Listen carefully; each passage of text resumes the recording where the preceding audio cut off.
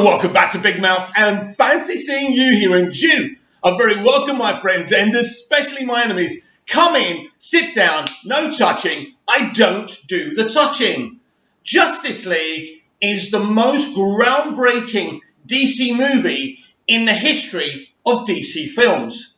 Am I okay? Am I feeling all right? That's what you're saying. You think I'm crazy, don't you? Look what's happened since. Walter Hamada coming in, Aquaman over $1 billion, Shazam making over 4 times its budget, and the Joker movie is just around 2 months away. That's pretty groundbreaking to me. Yes, Justice League is the film that should never have been released in its natural form.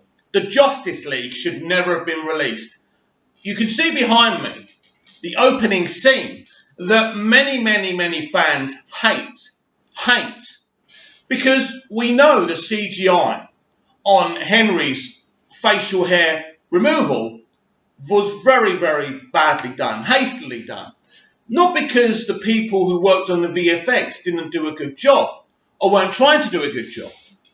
Because they were under the gun, they were in a rush. Because Kevin Sugihara wanted this film to be reshot in places, rebranded, wanted people smiling, and wanted to marvelise the dceu. This is what went wrong, and he thought he could pull the wool over our eyes. This very shot right here did so much damage to Superman in live action. It didn't hurt him in the comics, because the comics are still awesome. Absolutely, especially Rebirth. Rebirth's been absolutely fantastic. But this image really did hurt the future of Superman in live-action film.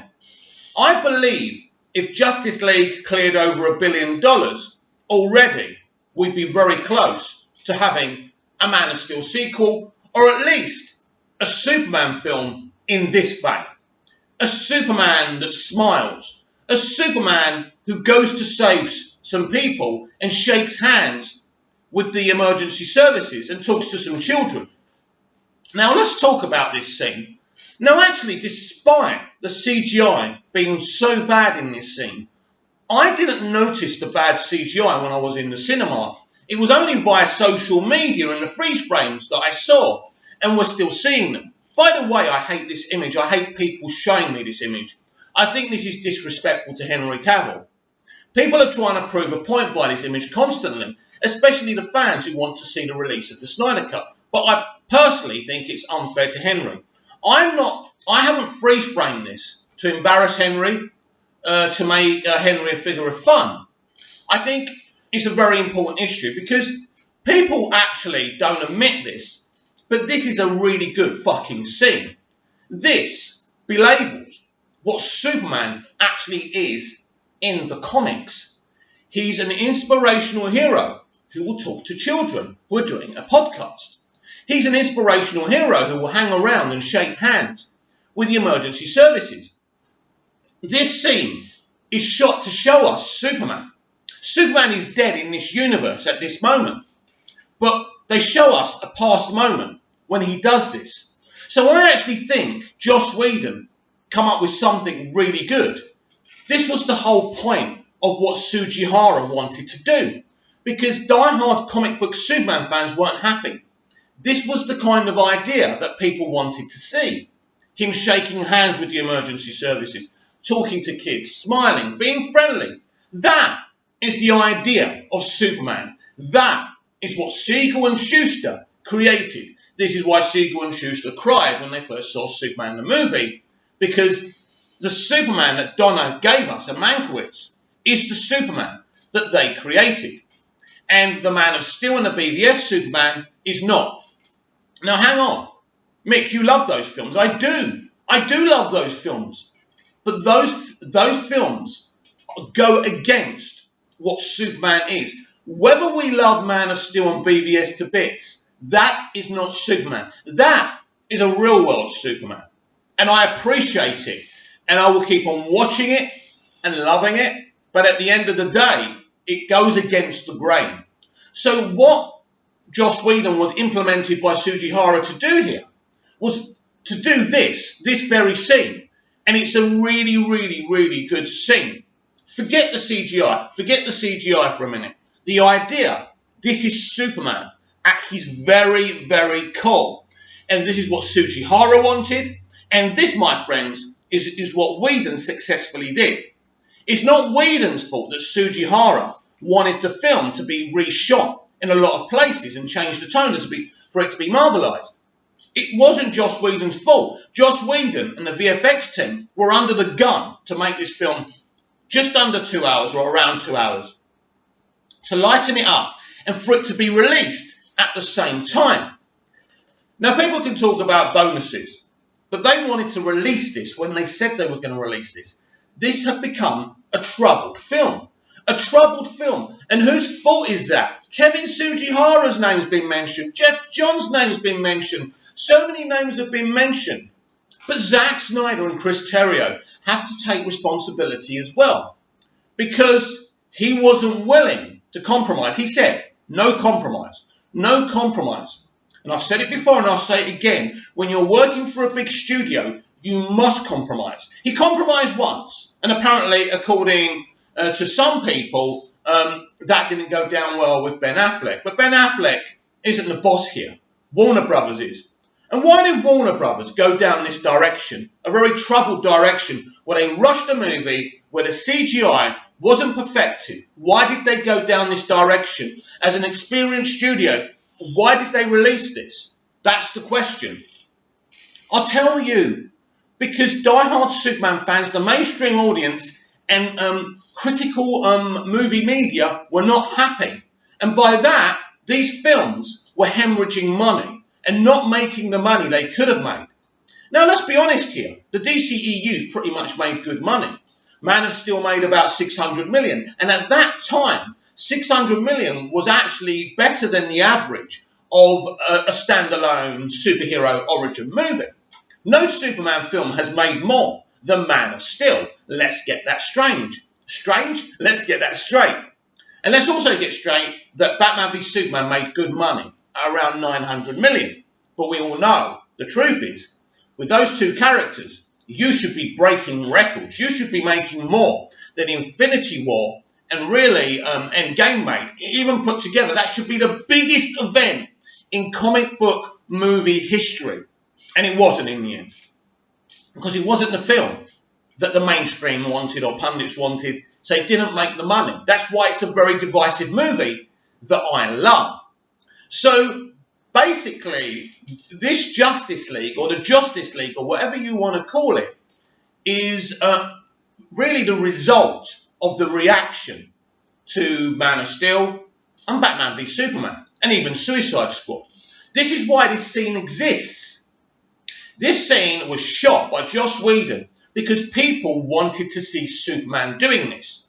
Again, I'll repeat, shaking hands with the emergency services, talking to children. That, my friends, is who Superman is to millions and millions of people around the world. And that, my friends, is why we got this scene. And this is why this scene was rushed through, because they wanted us to see this. They wanted the world to see, right, we get it. We get what you want to see. And everything we see of Superman in this film, okay, apart from when he wakes up and turns bad and all that, because he doesn't know who he is or what he is, right? Everything else, when he's giggling with Cyborg, they're great things. Now, I understand from a point of view, now I look at the other point of view, me being a BVS fan and an MOS fan, that is so out of character and people are so offended by what Whedon did. First of all, Whedon was under orders. If he didn't do it, if he didn't work on this movie, if he didn't reshoot this movie, he wasn't going to get his Batgirl movie. Now, ironically, he didn't get his Batgirl movie anyway because this situation was so divisive and so explosive. Now, let's talk about something else. This should never have been done at this point. We should have seen Zack's vision. We should have. And then Zack should have gone on his merry way. Then they could have given us that Superman, the Superman they wanted, the Superman shaking hands with emergency services and talking to children. They could have kind of course corrected after that.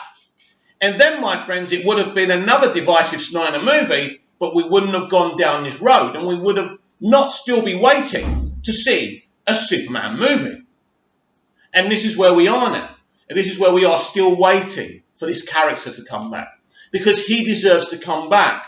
And it's this very image that's kind of got Warner Brothers thinking, well, is this the right face for our Superman now? Look at what people think of when they see him.